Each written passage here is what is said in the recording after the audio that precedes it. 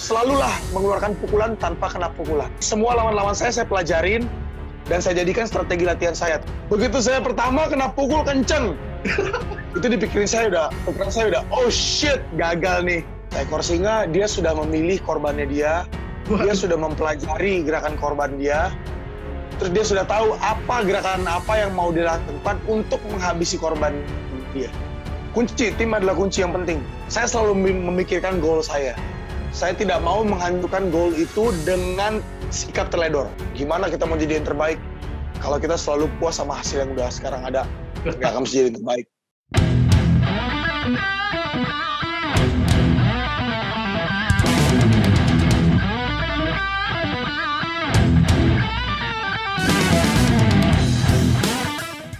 Saya punya suatu pandangan yang unik.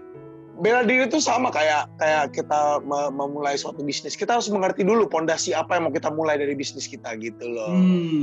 Seperti bela diri, kita harus ngerti dulu pondasinya, konsep dasarnya si bela diri yang kita pelajarin itu apa. Ya. Seperti gini, tinju. Apa konsep tinju yang bagus yang saya ambil dulu? Selalulah mengeluarkan pukulan tanpa kena pukulan. Nah, ya siap. Dengan konsep itu, kita sudah tahu, kita sudah bisa pecah-pecah tuh. Kan kita pengen memukul tanpa dipukul. Berarti pertama yang kita harus bangun pondasinya adalah defense. Nah, kita latih defense dulu. Kalau kita pengen punya defense yang kuat, kita harus punya fisik apa yang kuat yang mendukung untuk struktur-struktur seperti itulah yang saya perlakukan di treat di bela diri. Wow. Berarti Bang Theo ini strategik juga ya? Iya. Saya strategik banget. Jadi nggak asal ngomong hajar bleh itu nggak asal hajar bleh sebenarnya ya? Nggak. Saya selalu bilang hajar bleh itu kan karena itu ngejual kan. Ya. Orang senang sama masalah. Iya. Orang senang sama konflik. Nah, mulut saya tuh memang saya ciptakan buat ngejual fight saya dari konflik. Wah. Kayak pertandingan terakhir rame banget ya. Oh, itu konflik paling besar tuh. Ya, itu bagian dari strategi atau gimana, Bang? Itu bagian dari strategi pemasaran. Itu strategi marketing kita. Okay. Tapi kalau fight strategi bukan itu. Kalau fight strategi saya nggak pernah ngeluarin rahasia dapur saya. Oke. Tapi yang pasti semua lawan-lawan saya pelajarin dan saya jadikan strategi latihan saya. Tapi kalau pemasaran adalah mulut saya. Dahsyat ya. Ternyata untuk jadi seorang pemenang kita perlu PR-nya banyak ya dikerjain di belakangnya. Banyak. Kita harus bisa menciptakan diri kita sebagai sebuah brand. Nah, brand itu mau menjual apa gimmicknya? Nah, itu yang harus kita pikirkan. Wah, luar biasa. Kompleks ya. Bang Theo nih ya. Ternyata nggak sesimpel apa yang tampil di depan ya. Enggak. Saya suka dunia fight gini. Semua kan rencananya kan tuh direncanakan ya. Udah gitu kan pembuktiannya ini lagi real lagi ya. Kita benar-benar di bawah pressure. Saya sukanya atau apa? Begitu kita berhasil, kita bisa berhasil menenangkan situasi yang tekanannya gede banget. Itu kita bisa menguasain itu enak banget rasanya begitu menang. Boleh cerita nggak Bang? Rasanya tekanannya kayak apa Bang? Kalau pas kayak contoh pertandingan terakhir lah. Begitu saya pertama kena pukul kenceng.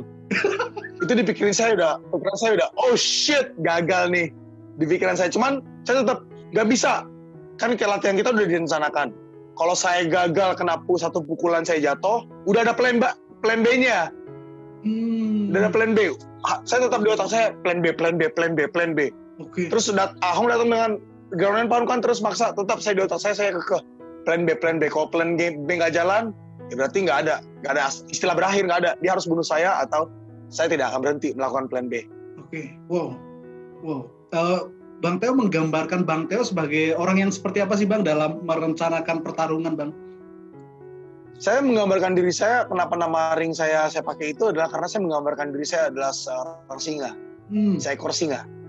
Seekor singa, dia sudah memilih korbannya dia sudah mempelajari gerakan korban dia, terus dia sudah tahu apa gerakan apa yang mau dilakukan untuk menghabisi korban dia.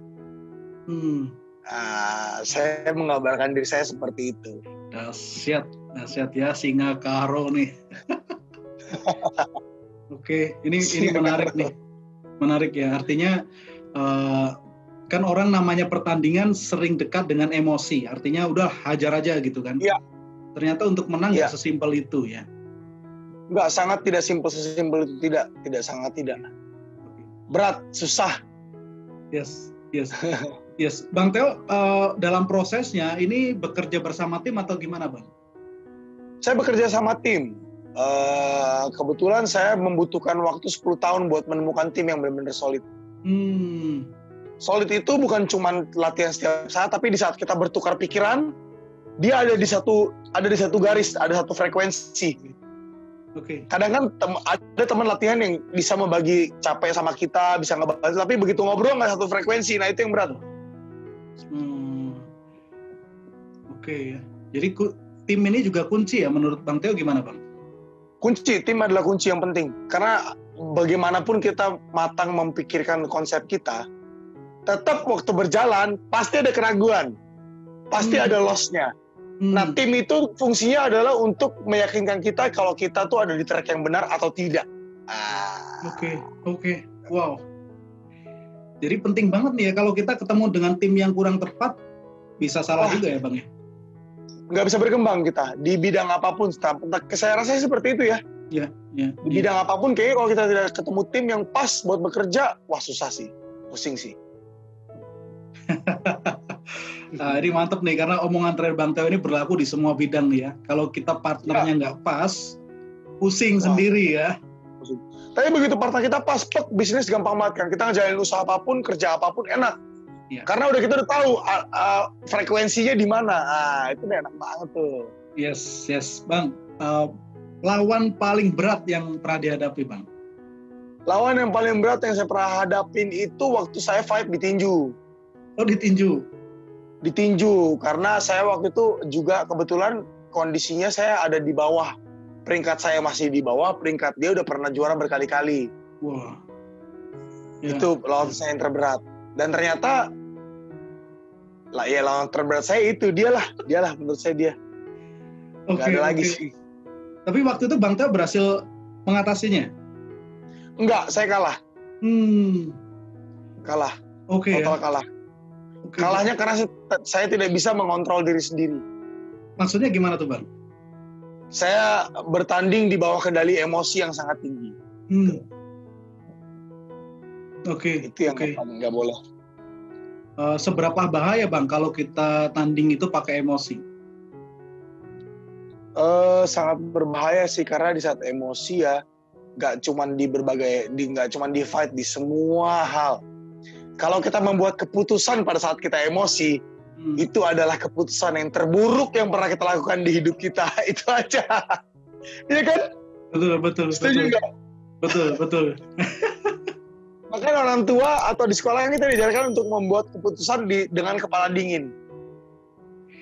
Nah, kalau pas situasi normal kan gampang ya Bang. Tapi kalau kita lagi bertanding, apalagi kalau lawan mancing emosi, itu kita kadang-kadang sulit juga. Nah, gimana cara Bang Theo supaya emosi kita ya tetap bisa terkontrol lah?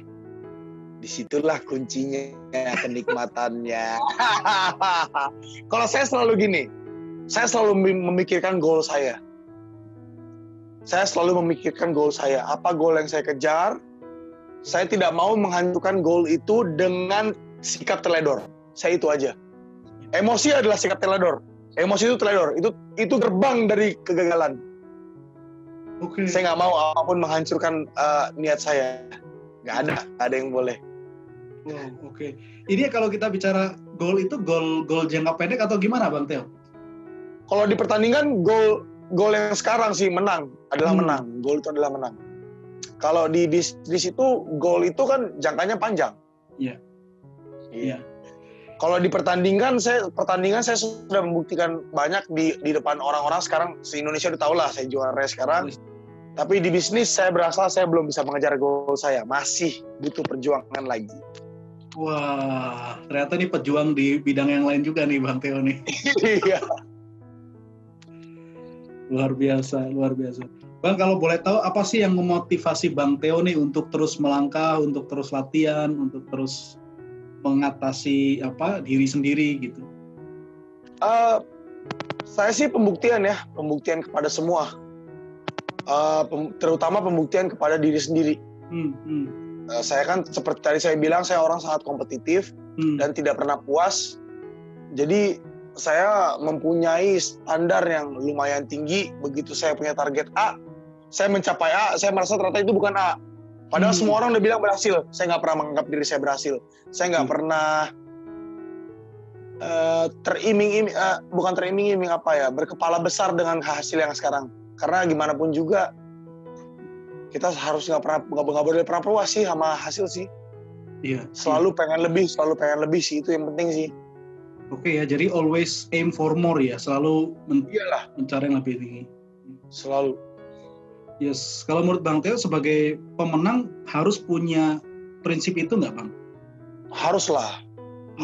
Gimana kita mau jadi yang terbaik kalau kita selalu puas sama hasil yang udah sekarang ada? Nggak akan bisa jadi yang terbaik. Jadi biasa-biasa aja, just another person aja. Dahsyat. Luar biasa nih Bang. Yes, Bang, aku baca-baca ya Bang Theo dulu waktu ini pernah juga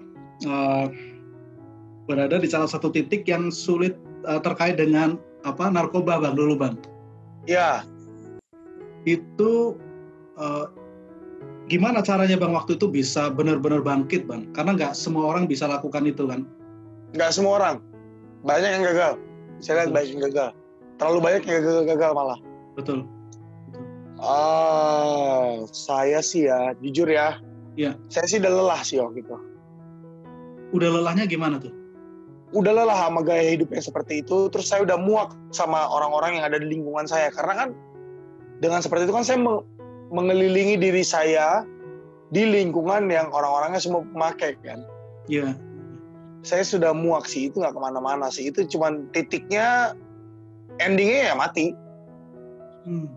Atau loss, sama sekali udah nggak berguna sama sekali. Ya, jadi saya pikir hidup saya udah terlalu muda, umur saya terlalu muda, terlalu cepat buat diakhirin dengan hal yang bego. Kalau memang Tuhan menghendaki saya mati ya nggak apa-apa. Cuman kalau saya membuat kematian itu pada diri saya sendiri sih bodoh sih. Menurut saya pada saat itu. Iya. Itu dulu dan berapa? Saya menemukan bela diri. Dan saya menemukan bela diri secara serius gitu loh. Oke. Berapa lama Bang Theo berada di situasi itu Bang? Sekitar 6 tahun. Wah, lama juga. Parah. Benar-benar hilang saya. Wow. Sesat. Maka saya bilang saya tersesat. Challenging banget Bang. 6 tahun itu kan benar-benar sudah jadi bagian dari diri kita ya. Wah, udah hancur, udah parah. Gimana caranya ya Bang Theo itu bisa benar-benar bangkit Bang dan ini mengubah dunia kita gitu.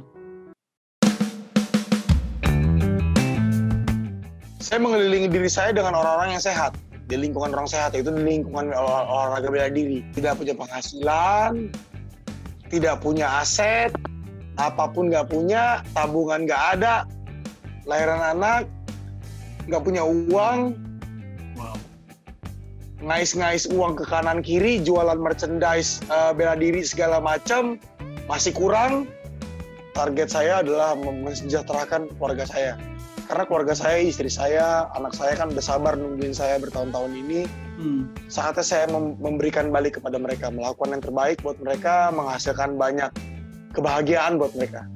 Biasanya orang yang punya impian, dia tidak akan berhenti untuk melakukan segala hal buat mencapai impiannya.